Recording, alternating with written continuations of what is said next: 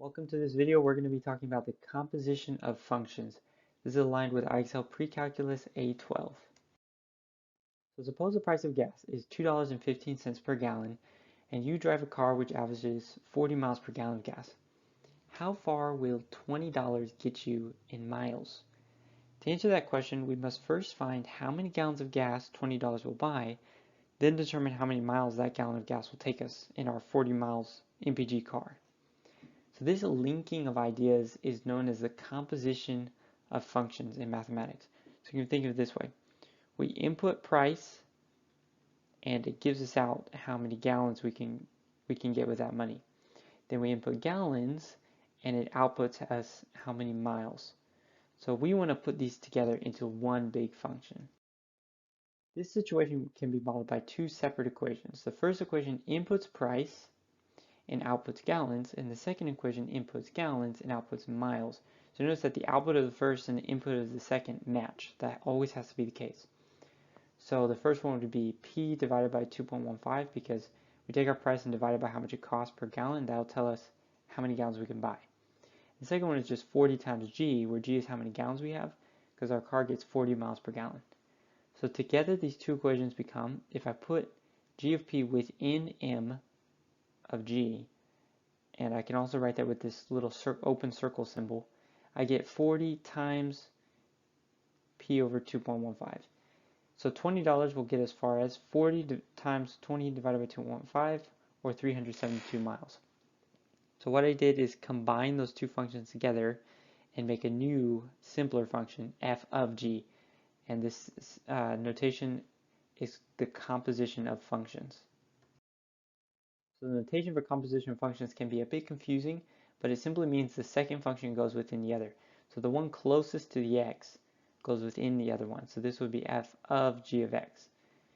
It looks like you would want to do f first and then g, but actually you would do g of x first and then f. So it's backwards. So it turns out that if you find the composition f of g of x and it happens to equal g of f of x and they both equal just x by itself, then it turns out that those two functions are inverses of each other. So let's prove it. We have a function here, f of x, and another function, g of x. Let's prove they're inverses. So first let's find f composed with g of x. So keep in mind that means f of g of x. So what I'm going to do is take g of x and plug it in for x into the f of x equation. So let's do that. So this is going to equal 2 times, and then where there's an x here, I'm going to input whole of g of x plus 1. Now 2 times 2 will cancel, so that gives me x minus 1 plus 1, and minus 1 and plus 1 will cancel and just give me x. So boom, the first one checked out. Let's try the second one, g of f, the other way around. If this also equals x, then we know these must be inverses.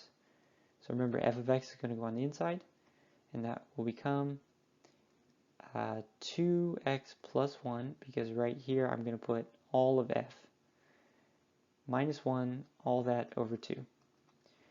So plus 1 and minus 1 will cancel, and I'll get 2x over 2, and 2 and 2 will cancel, and I get x. So boom, they both gave me x, which means they must be inverses. Alright, let's try a practice example with some graphs. So here we're trying to evaluate g of f of 6. So we need to do f of 6 first, and then once we get our answer, we can evaluate the function g at that value. So f of 6, we go over to the graph of f first, we trace over to where 6 is, and then we trace down onto where the graph is. And we see that it's right at -4. So this is equivalent to g of -4. Now we go over to g, go over to -4, and then go down to the graph, and we see that it's right at -3. So our answer here is actually -3. Now we can do the same process even if we're just given the function equation. So here we're asked to find g of f of -1. So this is rewritten as g of f -1, like this.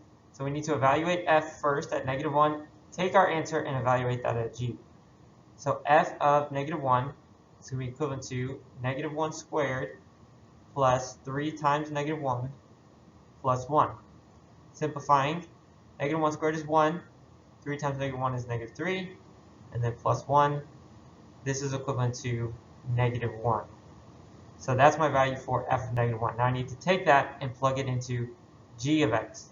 So g of negative 1 is equivalent to negative 1 minus 4, which is negative 5. So my answer here is negative 5. Let's try one last example. This time we're not going to be evaluating anything. We're only determining what is the function equation. So rewriting this as g of f of x, we see that we need to put the expression of f of x, which is 2x squared minus x plus 12, into the function g of x. So here's how we do that. G of f of x is going to be equivalent to, wherever I see an x, I'm going to put the whole expression. So negative 3, and then I see an x here. So I need to put this whole expression there, times 2x squared minus x plus 12, and then I've got my negative 4 or minus 4. So simplifying a little bit, this becomes negative 6x squared plus 3x minus 36 minus 4, which of course simplifies to be negative 6x squared plus 3x minus 40. And keep in mind, we could have done the same thing going the other way around and found f of g of x, and we would have had to plug this function into f of x in 2 places. Alright, so that's it for this video. Go ahead now and try some practice on your own.